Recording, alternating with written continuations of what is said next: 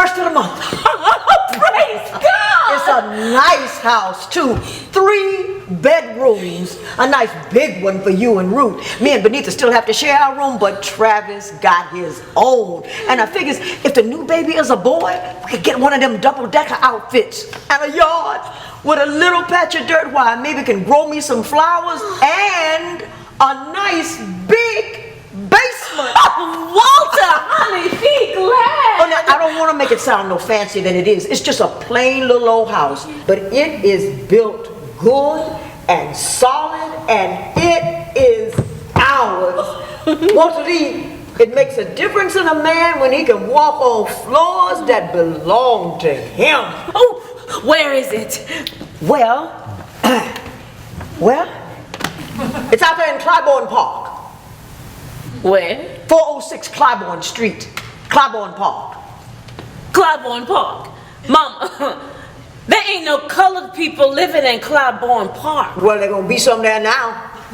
So that's the peace and comfort you went out and bought for us today? Son, I just tried to find the nicest place for the least amount of money for my family. Well, of course I ain't never been afraid of no crackers, mind you, but want that no other houses nowhere? Them houses they put up for color in them areas way out always seem to cost twice the money as the other houses. I did the best I could. Well, all I can say is this. If this is my time in life, my time to say goodbye to these goddamn cracking walls and these marching roaches and this cramped little closet, which ain't now or never was no kitchen, then I say it loud and good. Hallelujah! And goodbye, misery. I don't never want to see your ugly face again. Lena. Yes, baby. Is there a whole lot of sunlight? Yes, child, there's a whole lot of sunlight.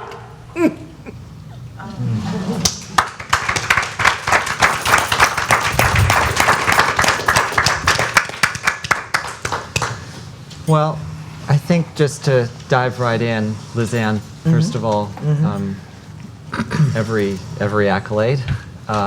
And maybe you could say a few words about dreams and hopes in this play. The ideas that generations and dreams intersecting and passing each other, and how that's affected you and being a part of this work for so long. Good morning, everybody. Good afternoon, as the case may be. The whole premise of this show is about dreams. It was inspired by a poem by Langston Hughes that alludes to what happens to a dream deferred.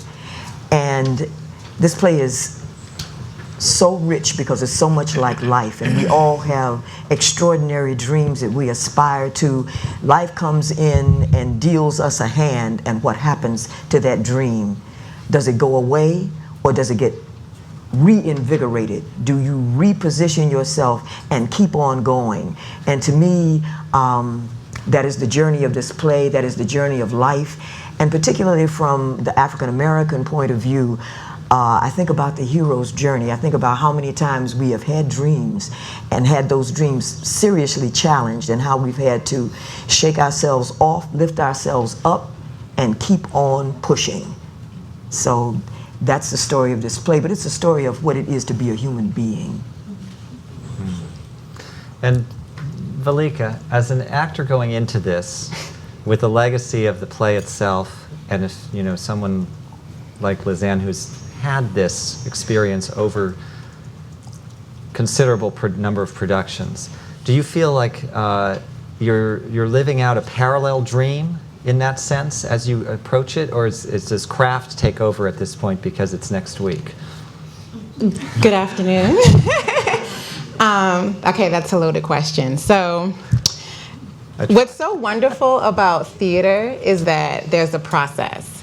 you're in the room, you're with the actor, the director, if you have the playwright, the dramaturg, and you can discover moments and intricacies together.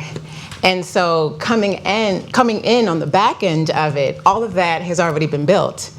And so it's my job to watch what they're doing and not throw them off their game. It's really important for me to really study. So I see the show 3 times a week.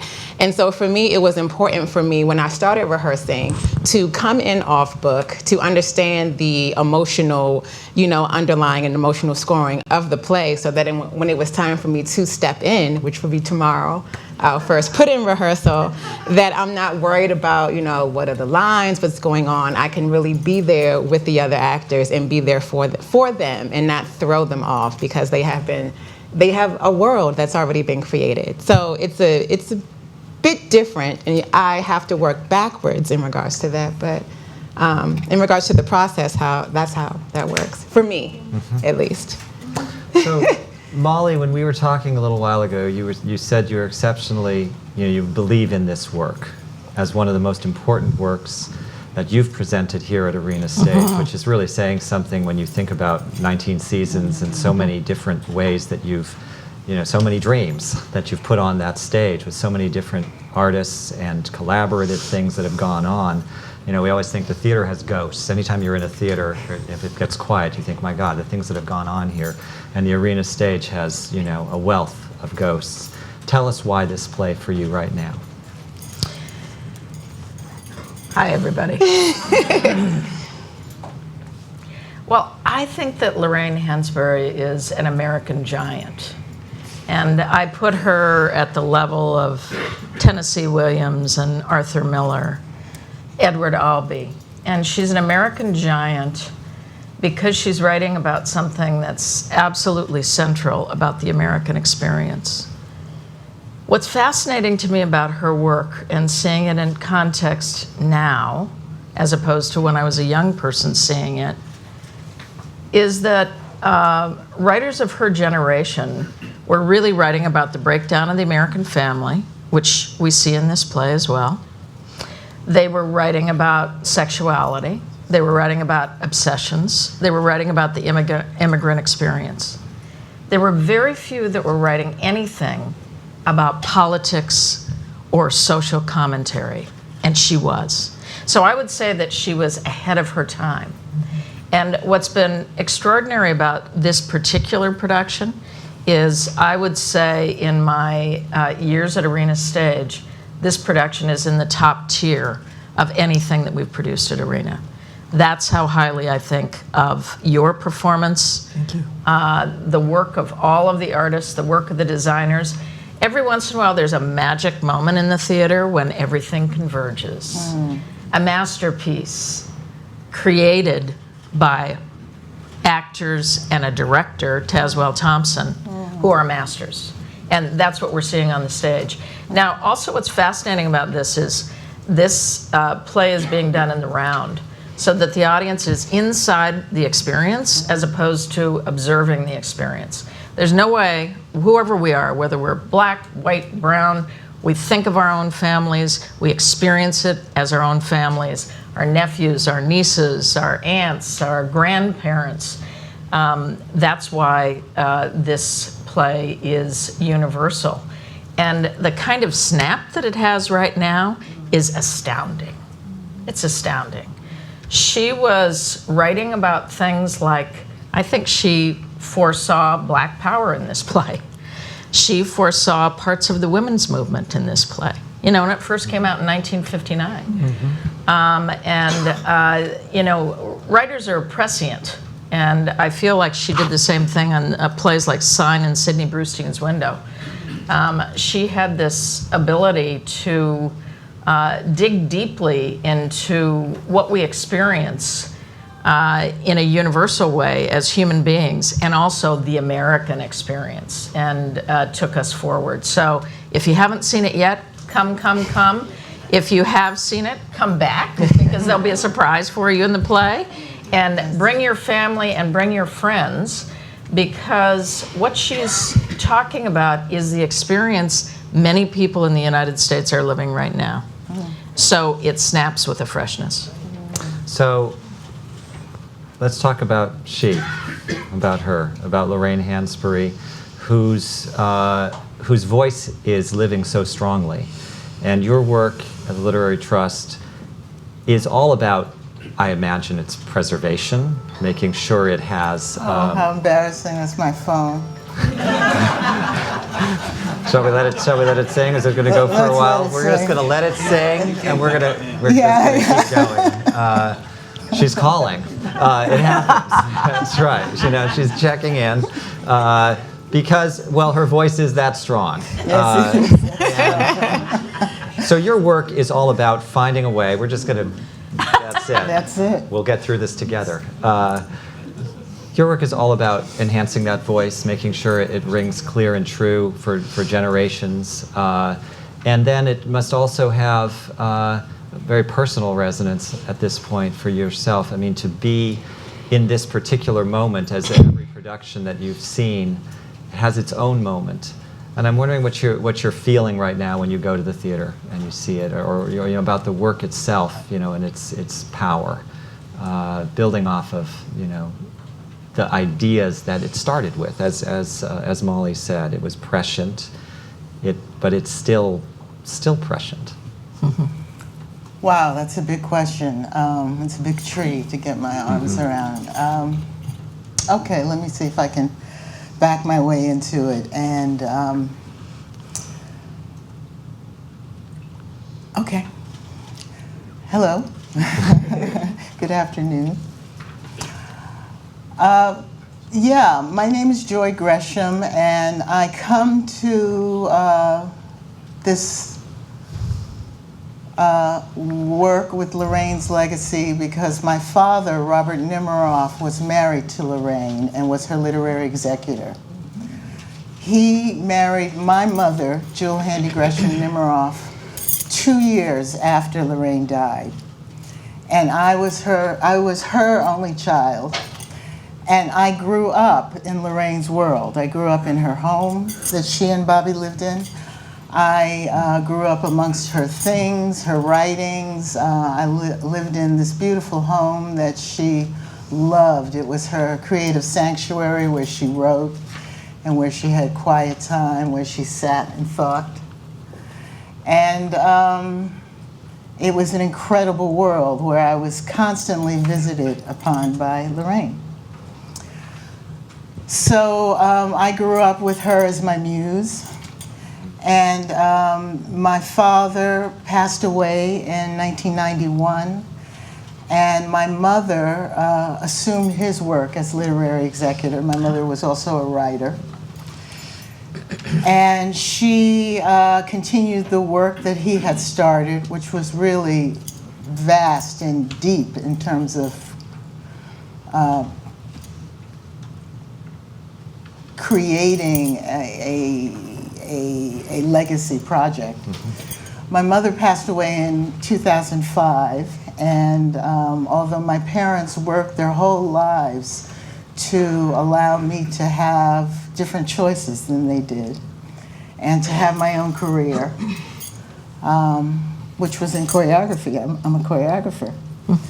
And so I was deeply into that, looking forward and loving it. And when my mother died, it fell on me. And as my mother did, and as Bobby did, not a second passed, and I knew what my work was. So here I am. And for 10 years, I've been the director of the Lorraine Hansberry Literary Trust. I grew up seeing this play performed all over. I know the play in my sleep. This family is my family. Thank you. I'm deeply connected to the play on many, many levels. I remember growing up and hearing Lorraine, audio tape, hearing Lorraine talk about the play and the experience of the play. And so, you know, I feel a deep connection to it. At the same time, Lorraine was, now you have to know, if you don't know this was Lorraine's first play. She wrote it more or less as She wrote it as a challenge to herself. When she was a student at the University of Wisconsin at Madison, she saw a play by Sean O'Casey called Juno and the Paycock. And it completely unearthed her. She had never seen a play like that was a drama that was about people's lives and the truth. And it was a play that really inspired her to write plays. And it inspired A Raisin in the Sun. And in many ways, if you know O'Casey and you know that play, you can see the parallels and the connections. Anyway, that story it got a hold of me on some level. Because I understood the creative imagination and urgency that inspired her to write this play. And want to jump ahead now to 2017. One of the things that continues to please me, although it does not amaze me, is the way in which people respond to this play. We have a hashtag at Lorraine Hansberry Literary Trust, which is Lorraine is of the future. We are catching up to her. And the idea is that Lorraine was a student of history. She was an activist. And one of the things that we do at the Trust is, in presenting her legacy, we present her as a writer, as an artist, as a public intellectual, and as an activist. First and foremost, Lorraine would say she was an activist who happened to write plays. That was her tool, that was her device, that was her weapon. Well, so much of the work stemmed from personal history as well. The court case regarding the family's housing in Chicago was pivotal in the story. Maybe we could talk a little bit about that idea of taking your personal experience and putting it on the page, and then for generations it just lives on without, you don't have to know that. Well, the play's broadly biographical. Yeah. At the same time, it enhances that biography and takes it further. Yes. But certainly the Hansberry v. Lee case was critical because it brought Southside Chicago into the story and talked about the racial covenants. But at the same time, the play is about, at the same time as it's about Chicago, it stretches so that it's about Africa too.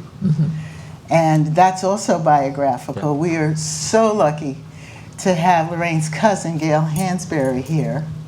Gail, raise your hand. Hello, Gail. And Kay Hansberry. And Welcome. Kay and Gail are the daughters of William Leo Hansberry, who was Lorraine's uncle and was a mentor to Lorraine. William Leo Hansberry was the person responsible, if you can wrap your mind around this, he was the person responsible for Africana studies. He created it. And he was a professor at Howard University, and he was the person who introduced Lorraine to Africa and really had a profound effect on her and on her thinking. So Africa is at the forefront of all her plays. It makes an appearance. And that's a big part of her biography because as an activist, she's talking about several movements at once that are in formation in A Raisin in the Sun. And one is the liberation of African countries.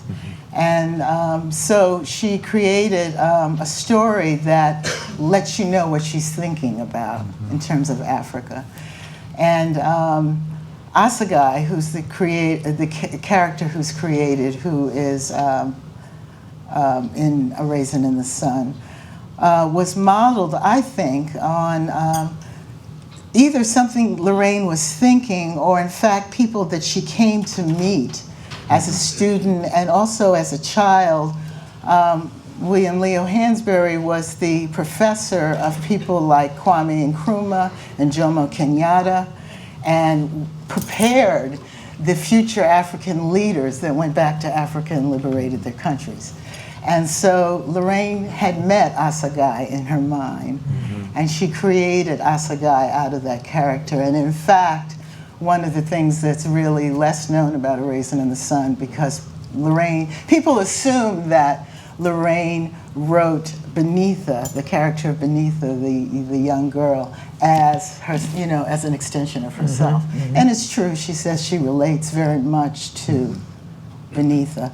But in a 1959 interview with Studs Terkel, she says the character that I feel most affinity with is Assegai. Wow. And so she was thinking all the time about these different movements, you know, the liberation of Africa, feminism,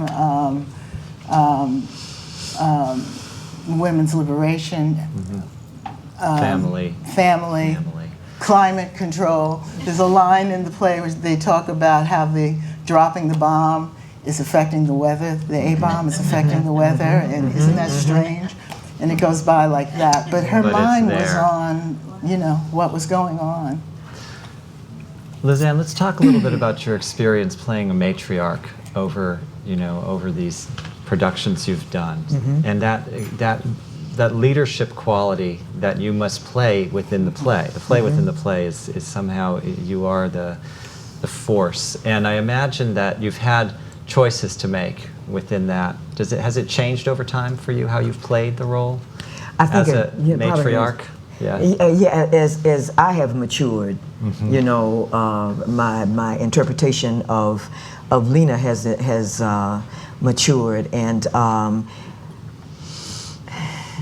to see her as a human being and not as what someone would envision as the stereotypical matriarch, but a human being, a mother, but a woman who loved her husband with such a fierce passion, and who had dreams of her own that she wanted for herself, and how she grows and has to expand and acknowledge her mistakes, you know. So it takes it out of that, you know, strong, black, older, you know, matriarch woman into a human being who is evolving and finding out who she is and has to be by nature of the predicament of life. Certain strengths have to come into play for her. You know, so that's how I see her. So now is probably one of the most interesting times, because she is allowed to have flaws and still to triumph, and with these flaws, and that is more real to me than anything else, I think. You know. Do you find yourself coming from, as a character, a place of loss? That you know, I think that great loss does occur, but with all these great losses, great gains happen too, and you are always, I mean, life is so unpredictable, so you have to get in there and hang with it, and know that you're going to come out of it a better person than you went into it with. So I feel that the power of this play for me is the love. And the fact that the love is not the fairy tale, birds, you know, butterflies kind of thing. It can be that too, and it is. But love has the power to rip you open and take you to a place that you don't know whether you're going to survive or not. But this great power of love that we all have will pull you up and make you so much greater than you ever thought you were. You know, and I think that is what causes this play to transcend all these other obstacles. It's the great power of love, and I think that is the message that comes through for me personally this time, and what I want to communicate through this show. Beautiful. The struggle within the family for what's the right thing to do with the inheritance. is so pivotal in terms of dreams and dreams deferred, and the ideas that who has agency, who can, who should, how does it work, who takes advantage of the moment, who doesn't.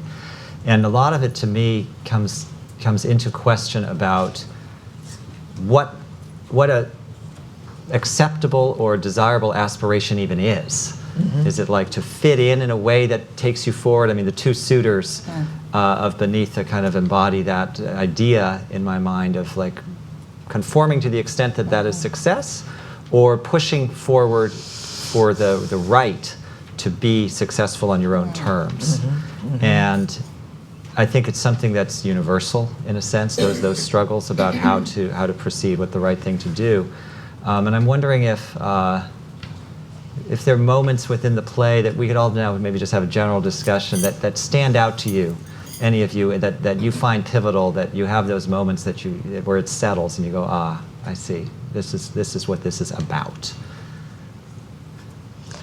I love the moment where Lena says to her son, I'm going to take this money and I'm going to give it to you. And she passes the mantle of the leadership in the family to him, and says, I want you to put part of this money into an account for your $3,000 for your sister's education, and the rest of it is for you to do what you want to do. Because we've watched his journey in becoming a man, and we've watched him struggle with it, and we've loved him and been frustrated with him and been angry with him as we watched him stumble along. And here she gives him this huge gift, and he recognizes it as a huge gift, and he takes it in a direction that we didn't expect him to take it in, but we knew he had to because of his flaw, and yet we end up loving him for his flaw. I mean, it's an extraordinary moment, because the play is really about generations. It isn't just 50-year-olds going through this. It's everybody from young Travis, who's probably 8 years old, all the way to the matriarch of the family, who are in this journey together. And when I look at all the young people now living with their parents in the United States, and watch also what's happening as far as parents that I've talked to have said, I need to give them an opportunity to go out on their own. I need to give them an opportunity to make some of the choices that my husband and I used to have to make, that are opening the door and knowing that many will fail. But it's always failing up, right? Life is about failing up, because eventually you succeed when you fail often enough. And this play is partly about that. Play is also about frustration, as we talked about the dream deferred, and like it's in the title from the Hughes, just that idea of frustration. And it's an interesting. Valika, I'm just kind of curious. So you're taking on this role of Ruth Younger, and it's a wonderful thing to be able to step in. It's also challenging, as you described, because it's going on, and you're got to be ready. You're going in off book. You're ready to go, but it's a role that has many facets of frustration within it, and dreams as well. And it's a little bit like, and walking in and making a debut, it has a synthesis of some kind from the outside. How do you feel about the role itself and your own career? Complicated? No, yeah, speaking on the role in general, I had an opportunity to finally work with Will, who plays my husband, and we were in the space, and for the first time, because I've been working with the stage manager, and she's been reading all of their lines, and I've been, on stage, pretending like they're all there, because I'm an actress and we pretend, right? And so when I finally had him and he was speaking to me, I was like, oh my gosh, I am so frustrated, because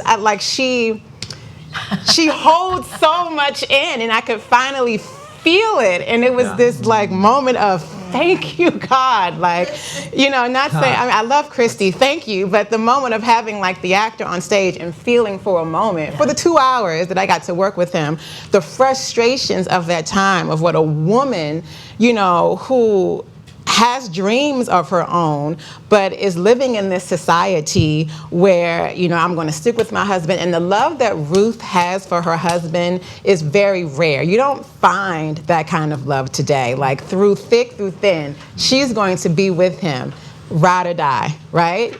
And to have finally felt that, it was just like, wow, okay, this is where she's living. All right, which is totally different from a 21st century woman, I'm married. I speak my mind to my husband. He has dreams, I have dreams. How are we going to do this together and make it work together, as a couple so that, I'm nourished and that you're nourished, and I'm not compromising my dream. You're not going to compromise yours. We're going to do this together. So it was really interesting being able to live in that space, and I'm so excited to be able to continue to, see how that feels. But I wanted to, you said something really beautiful when you were saying the moment where Mama gives the money to Walter.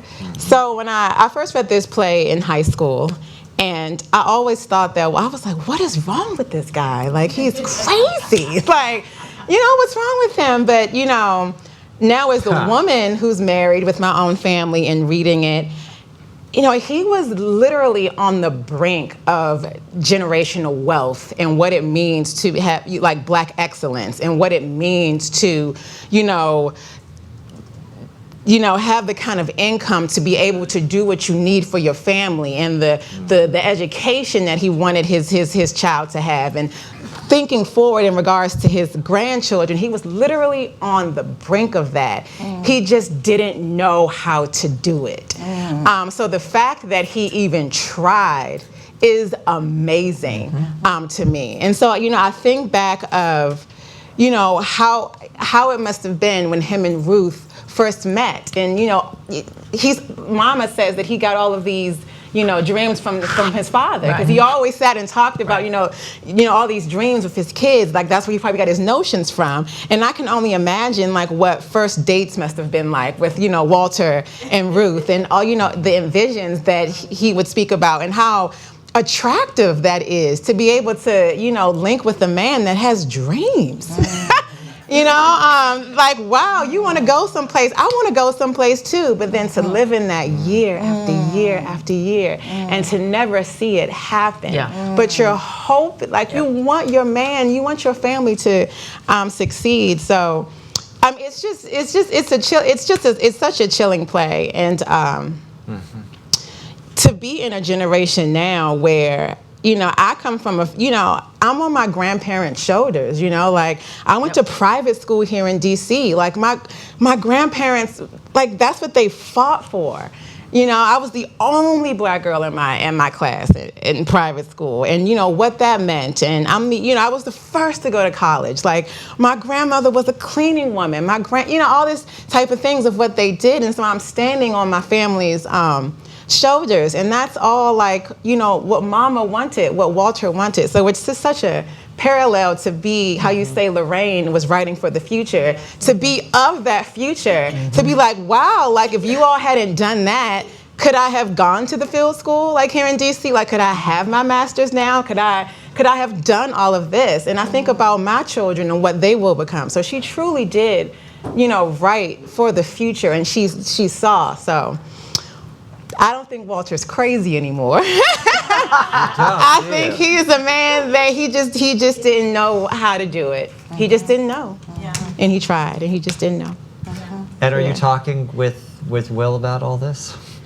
So I keep my little secrets. I have my little secrets. I can't tell him everything. I have my secrets. But I actually called him up, and we actually met for dinner before I even started rehearsing, just to feel him out, just to see how our energy would be.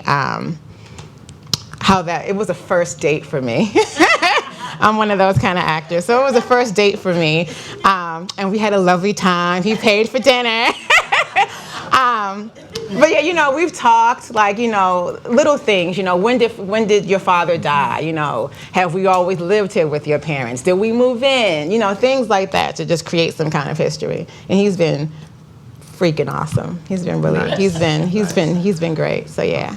I love the visceral nature of the reaction to the play, but I know that the audiences are having those reactions as well, just like you did in high school, and you've evolved. So over time, it happens in different ways. So I wonder if any of you would comment on just the audience reaction you're getting now, or in the past, things that have really struck you about the way the play is catalytic for audiences themselves when they come talk to you at talkbacks or on the street or hear what you hear. I've noticed that the nature of the talkbacks, I mean, we've done 2 shows and, you know, say, oh, got to go to talkback, but I really don't miss them, you know, because of the nature of what people are talking about. It's no longer how did you memorize your lines, you know, or technical things about theater. Because I think of the times that we are living in right now, the questions are so much deeper, you know, and so it's like we are all coming together for the talk back to see where we are right now and how we can truthfully move forward.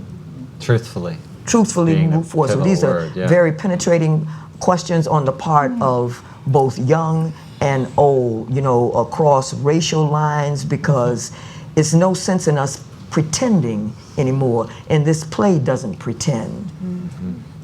It ends and begins with love, and that is where we're having our conversation. But let us love authentically, and that's the feeling that I get from the audiences that I've had the really blessing of being a part of, because people have been most receptive, and I just feel that folks are now putting their time into things that are going to give them something. And when you have that many people out there that have selected, our play is 2 hours and 45 minutes long, selected to be there for that length of time, then we all deserve something wonderful to happen that's going to affect us beyond the moment. There's an obligation. It's an obligation, and it's a responsibility, but I think it's also where we're at in life right now. Yes. You know, this is the most exciting time in my life to do theater, bar none. Audiences are hungry to engage. They're thirsty for what's being put on stage. And each time an audience comes in to see a performance of Raisin in the Sun, it's 2 hours and 45-minute meditation on life. And I think that's why the kinds of responses have been so rich. I mean, I'm fascinated by the fact that this play used to have an additional scene to it at the end of the play. It was the first play that was done on Broadway by an African American woman. She died at the age of 35, 36, 35. 34. 34. I mean, absolutely extraordinary what she did. But there was a scene at the end of the play that the producers didn't believe would help the excitement of the audience around the play. And you know, I think this is really interesting for people that don't work in the theater. We think the play is one way, and yet it could have been another way. And maybe it would not have ended up having the kind of impact that it had. Do you want to talk about that? I'd love to investigate that, just from the point of view of, well, and changes that occur over the course of a lifetime, but a lifetime cut short at 34. Is it frozen in your mind? Let's talk a little bit about that idea. Is what frozen? The play. Is it frozen? I mean, we have, you know, what Molly just described with the scene that was taken and the impact that might have been different, or? Well, so that comes back to the last question that you directed to me, you know, that degree of how biography appears in this play. So Lorraine wrote, first of all, Lorraine was a writer that was always rewriting. always rewriting. She couldn't let her pen rest, so she was always kind of wrestling. It was hard for her.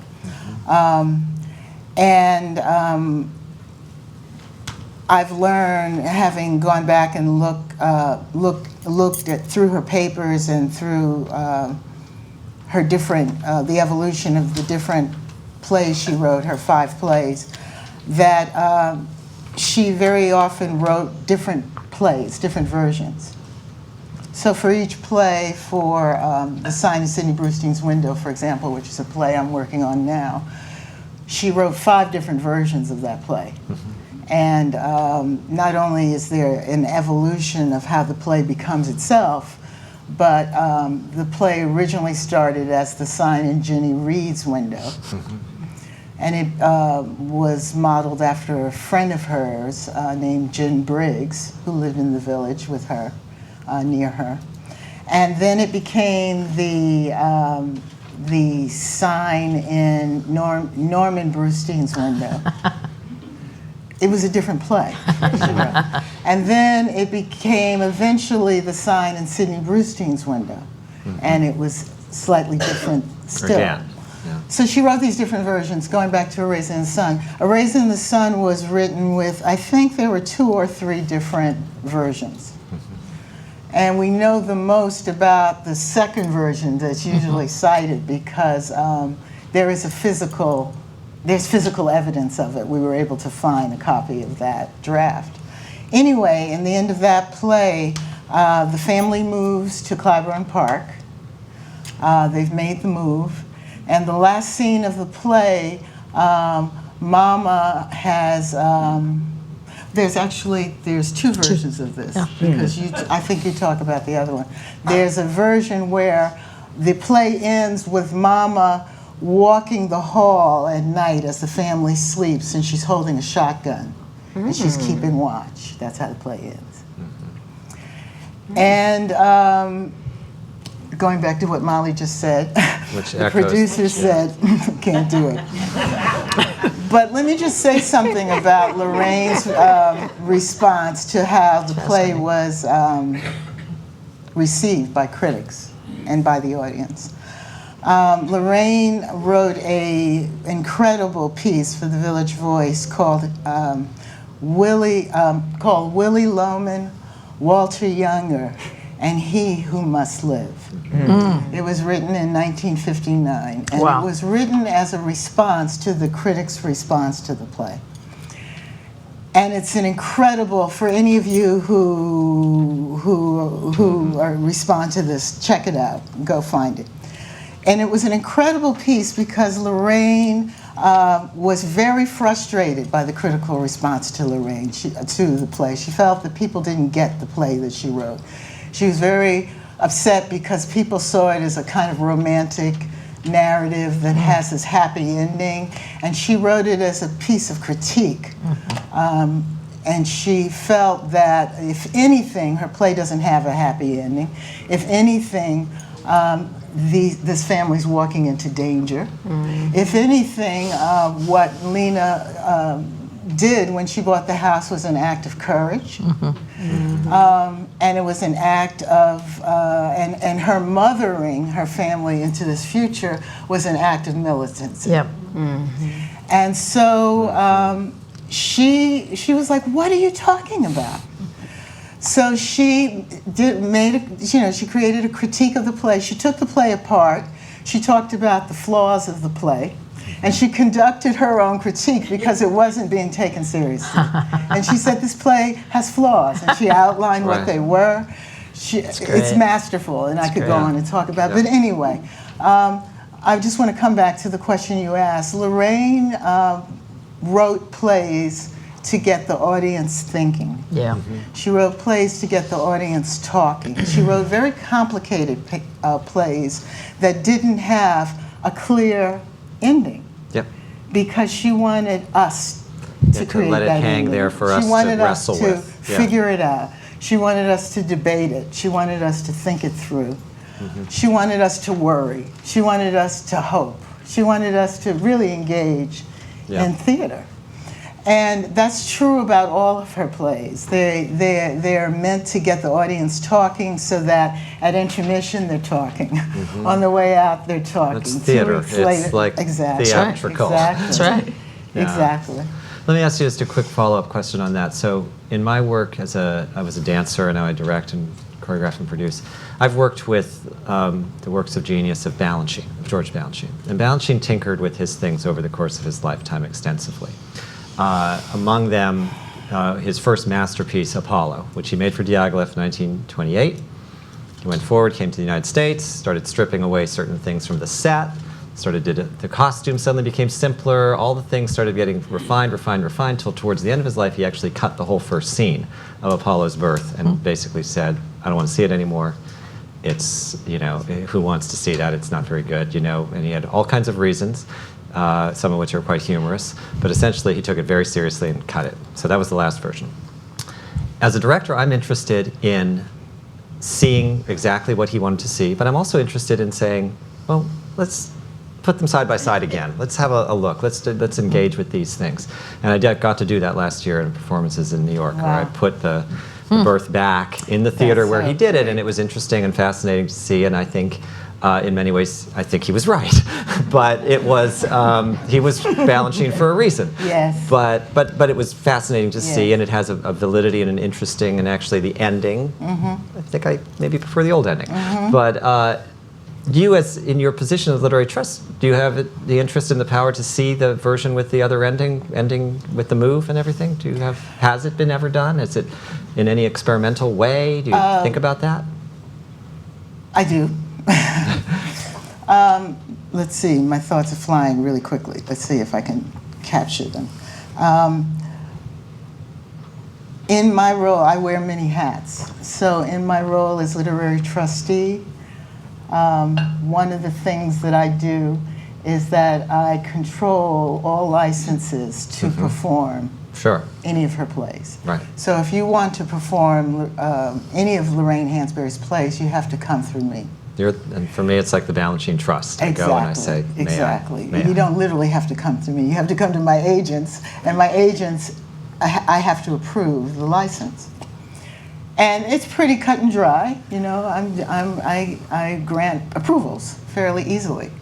But occasionally there is something that comes to me because there's a desire to edit, to cut, to adapt. And as taught by my father, Hansberry is never adapted, it's never edited. And I honor that. We never change a word, we never cut it, we never adapt it. Having said that, I wear another hat because I'm an artist too, and I'm very interested in the work.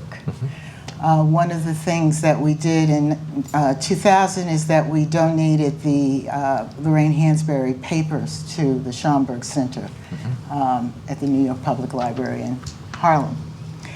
And all the papers that I grew up literally around me were moved out of the house in Croton and sent to the Schomburg. And there, any of you can go and you can look at her manuscripts, you can look at all these versions I'm talking about, you can look at her materials. And I went through a period where I really emerged, but that was one of the ways where I really got to know Lorraine and I got to know her work because I tried to digest some of these materials. And that was at that time where I began a project called the Lorraine Hansberry Restoration Project. And that was a project that was created specifically so that I could go in and work on this play, The Sign in Sidney Brustein's Window, which is my favorite play of Lorraine's. And that was a play that had very interesting evolution in terms of how she wrote it. The play was written as she was dying. When it went into rehearsal, she was living across the street from the theater in a hotel room with a 24-hour nurse. And my father's job, he was one of the producers on that play, Broadway play. His job was to go back and forth from the rehearsal hall to Lorraine to get her notes and to take them back to the director And all the while, she's continuing to write the play. And so the play that was finally staged was a play that was cut short for her. I see. The play was printed as a script and as a book. And in 1966, my father started the work of restoring the scenes that were cut from the play that Lorraine wanted to be in the play. So that was the first restoration of that play, so that it was more the play that she wrote. So this work, you have a license to do that? I have a license to do that. And that's a place where we can work with allowing the play to become more of what Lorraine intended, were it not for the fact that she was taken from us. That's fascinating. Last question that I'll give, and then I want to open up for questions from the audience, is how this goes into the future. And some of it has to do with engaging with the work like you're describing, some of it has to do with not just national interest in the play, but international interest. So I'm thinking about World Theater Day and what went on there. Maybe you could tell us a little bit about those interactions with international theater as a genre and Raisin in the Sun. We were at this wonderful coincidence happened 2016, 2017, where Raisin in the Sun was done in Sweden by Black Swedish actors, and it was done in 48 different locales, always to resounding standing ovations. And they, by the way, said that they offered the option of audiences. They did both endings and found out from the audiences which ending they preferred, and they preferred the ending that Miss Hansberry created originally for the piece, you know. Also, the Market Theater in South Africa has its first African director, Black South African director, and they had also done Raisin in the Sun as a part of their offerings for 2016, and we all came together to do a presentation for the public under the sponsorship of Georgetown and the Swedish Embassy. And it was amazing to see the Black Swedish actors performed in Swedish. The South Africans performed in their native language and in English. And at the end, it was a combination of all of them fused together. And the power that came from all these different directions through the vehicle of Raisin in the Sun was palpable.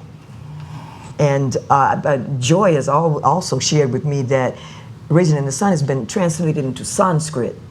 And she has a book with people from Nepal have their native outfits on, but still are doing Raisin in the Sun. So it's like this voice is coming from all over the globe, and I was just profoundly moved by that. It just took me to a whole nother level of understanding of what I am a part of, and I'm very, very thankful. That sounds just extraordinary that it came together in that way, and that the recognition that you know, it's in your voice and in your face, just to see this happening everywhere. Well, this was Derek Goldman, who it was his brainchild from Georgetown, because he knew that Arena was producing the play, and his international work took him further to bring in the artists from Sweden and South Africa. So pretty extraordinary. I'm also thinking about the fact that there have been playwrights that have been so influenced by Lorraine's work. Clybourne Park, which won the Pulitzer. Beneath His Place by Kwame. Center Stage did a whole trilogy of the plays. So you can see where, in terms of the future thinkers, future playwrights, future audiences are engaged in different ways because her play lives. And so we keep responding to it in different ways, whether it's through some of these fierce interpretations that we're seeing, or whether it also has to do with writers writing new plays into the future with Lorraine. Yeah. All right, so we're going to go to questions. Please just raise your hand if you have a question, and we will bring a microphone to you. And we'll start right down here. We'll start at the front and move right. Nishan, it's coming to you. Yeah. You could just say who you are and ask your question. Hi, I'm Michonne Boston. I'm a writer and an engagement consultant. And I have a memory question. Many years ago, I ran to Arena Stage because Arena put up Le Blancs. And I said, oh my God, another play by Lorraine Hansberry, and it's not A Raisin in the Sun. And I ran to see it, and it was just such an experience for me. And Joy, I would like to know more about that play and the story behind it. Le Blanc was Lorraine's last play.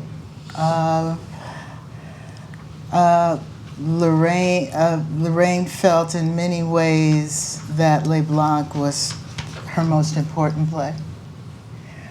Le Blanc was written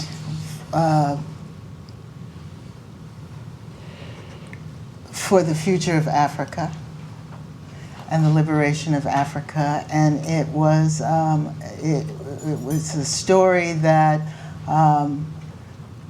focuses around the return of the prodigal son. So it's a story of a son who comes home from his life in London, who was born in this compound in Africa. It's kind of a mythical place she's created that it's kind of a universal place in terms of an African village as she imagined it. He goes to London, and he meets a woman. He has a family.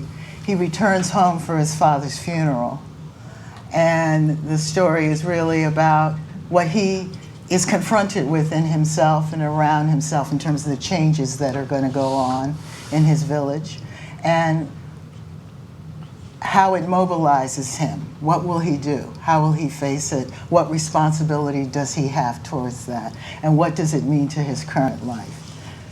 It's in many ways her most Shakespearean play. Le Blanc was revived in London last year. It's a very important year for it at the National Theatre, the Royal National Theatre, to critical acclaim. Same kind of thing, people saying, as they do with her other plays, the plays besides A Raisin in the Sun, with people saying, why don't I know about this play? Where did this play come from? This play, but it was met with extraordinary acclaim. It's a very, very complex, but very, very powerful play. Another question? First, stay up front, and then we'll move our way back. I want to thank you so much for being the catalyst. Larry Franks, who came to me after we did, some of you may have been with us when we did Dead Man Walking investigation in the other room a few weeks ago with Washington Opera. We spoke after, and that's how we ended up here. So thank you so much for that. Yeah. I just wanted to comment that I've observed that as I talk to people in the theater and we talk about A Raisin in the Sun, or people that haven't seen it yet, and everybody seems to know it, even if they haven't seen it. Right.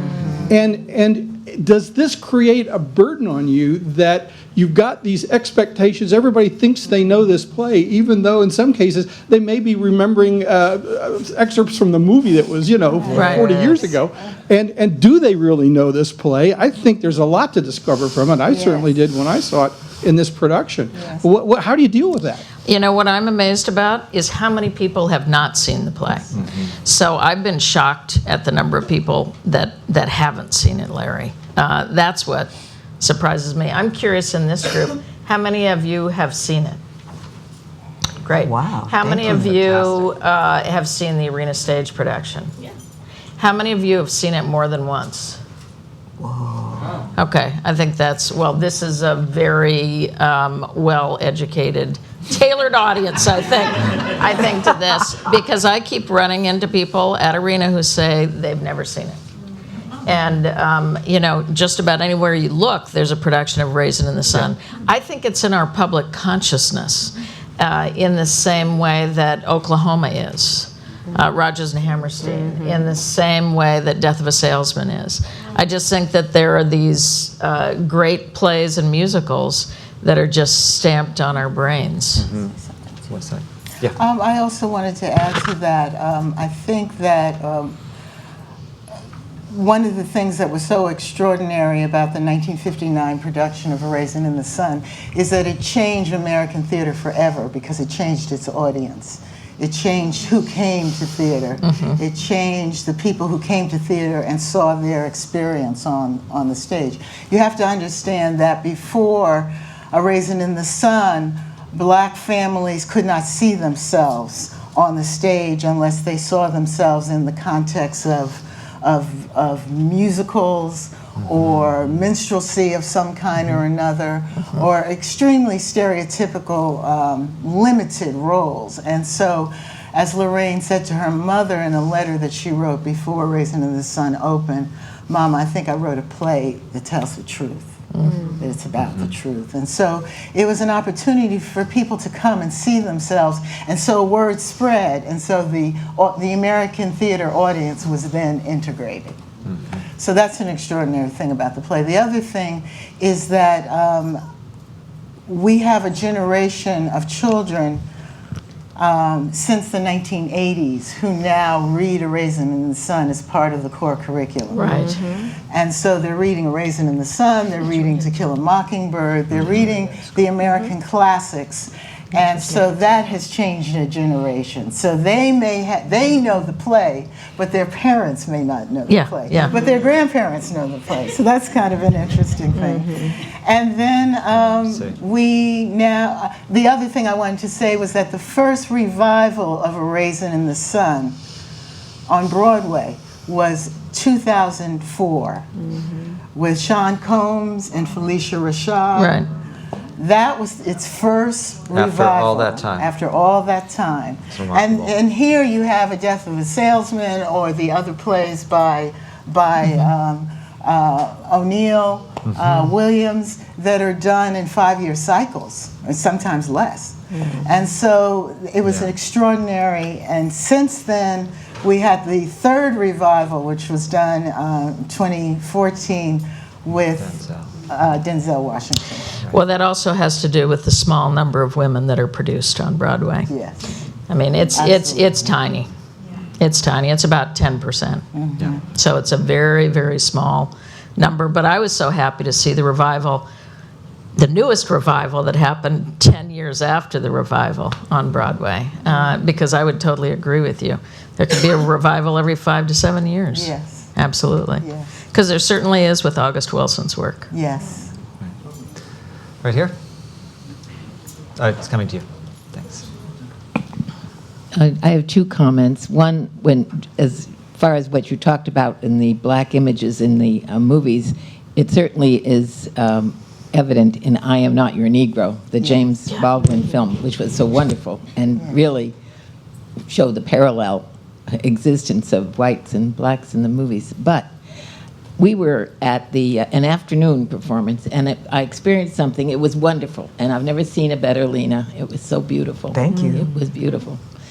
That people kept clapping. They were it was something that I couldn't quite believe. I'm in a movie, and in the middle of it, when something happened, they clapped and clapped. And there was a lot of kids, there were some high schools there. I don't know if that's it, but can you tell me, does that happen in every performance? When people are so moved. Yes, yes. It happens that way. And, in the middle of the movie, of the play. In the middle of the play, Yes. yeah. It can be a very interactive experience. It was. How do you feel? I mean, I think, to me, that's a wonderful experience. It's like the essence of theater, perhaps of another time more than it is today. But and we have these arguments about classical music sometimes as well. About oh no, not now. How does it feel to you? Well, for me, it's fine because I've done the play before, and I'm not going. I'm not going to lose Valika. my train of thought or my investment by what's coming that I don't know is coming, whether it's going to come or not, or how long it's going to be. But for people to enthusiastically be excited about theater is why I'm there. Yes. You know, so it's like everything on earth. You got your positives and negatives with every experience. You know. Often in the production? Like I say, whenever people are so moved, we never know when that's going to be. You know, it happens in places that you never thought it would happen, and it happens. It just depends. And it happens in this, wherever this play is produced. I've seen it. It always happens. But the thing that's so interesting about the play is that it has such a range of humor. And deep, soul-stirring drama. Your emotions, it runs the whole gamut, and so you're just engaged following it. And I think because the audience is so engaged, they're just emoting and responding. And it also comes back to what I said before about the integration of the audience. That has to do with the cultural integration of, you bring black folks into the audience and it's call and response. They're going to talk back to the stage. And that's what I've been in the audience when there's almost fights, because people who don't come from that tradition are like, shh, shh, shh. And people are like, oh no, and they're laughing and they're clapping and they're saying, you go ahead, sister, and they're speaking to the action. And it's a different culture. It's a different way of being in, a part of the theater, not just, sitting there passively receiving as the audience, but giving to the performers. And you know what that's like to be given to. I mean, my whole aesthetic is as much of that as possible. Yes. Please. Yes. But Valika, how are you feeling about that? Because you've been sitting in the audience, right? You've been watching. I have been sitting, and it happens all the time. like every time I come see it, 'cause I see it 3 times a week. It's astounding. It really is just how moved the audiences have been. It's great. Yeah. Corby, Mike's coming to you, so Corby Kummer from the Institute. When I saw the Broadway production with Denzel Washington, the audience spoke throughout. They just talked and interacted throughout. And also, I happened to be seeing every Broadway show that season, and it was the only one with a significant African-American audience. So how is the composition of the audience at Arena Stage compared to the way it usually is? And is there that kind of constant interaction? When I came to Arena Stage 19 years ago, the audience was majority white. It was 95% white. And Arena really was built as the first integrated theater in Washington, D.C. It started 68 years ago. And there was often diverse work on stage, but the audience was not a reflection on that. And so I started walking through the streets of Washington, D.C., and I was just, it's half white, half black. I'm from Alaska. And that the world in Alaska was, a big part of it was Native Americans, and we integrated our theater there. So we started doing wild things, like when I went to some churches, I found that people were standing all the way outside the churches, shaking hands with people as they were coming in, African American churches. So we changed the way our ushers were at Arena Stage. So people were all the way outside the theater saying to people, welcome, welcome, come in. And I made sure that the programming was at least a third African American, about the African American experience. And we are now in this moment where for the last probably decade, almost a third of our audience is African American. It's one of the biggest, most diverse audiences in the country. There's about 3 theaters who have been able to do this. It's all about programming. Your repertoire is your destiny. The audience you want to have, you will get after 5 years of doing the work on stage. So that's something of great pride to me, because this is our city, and I want Arena to reflect that. So on something like Raisin in the Sun, I would say maybe 60% of the audience is African American. But you also could go into something like Smart People, and 30% of the audience is African American. So it's all, everybody's going to all the different shows. And that makes me really, really happy. But you have to work at it to make it happen. Repertory is destiny. I think that's really a thought to walk away with. So we're going to finish, but I was hoping, Lizanne, maybe you could send us out just with a thought, as your engagement with the play, when you go to the theater, before you go on stage, just, something maybe you think about, or what you think about the privilege of being an actor in works like... Well, every actor has their ritual. And so mine is, I'm a spiritual person. And to every show, I bring pictures of my mother and my father and my grandmother and my brother and my cousin Kitty. And also my spiritual guides. I belong to a meditation path.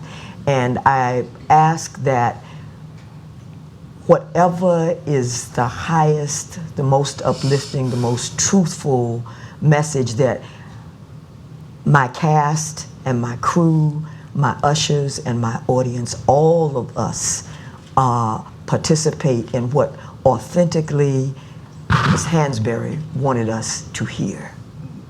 And I think, and also I do stand on the shoulders of all the ancestors that are responsible for me being able to be,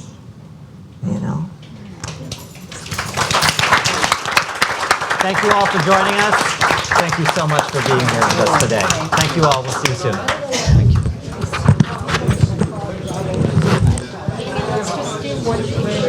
Thank you.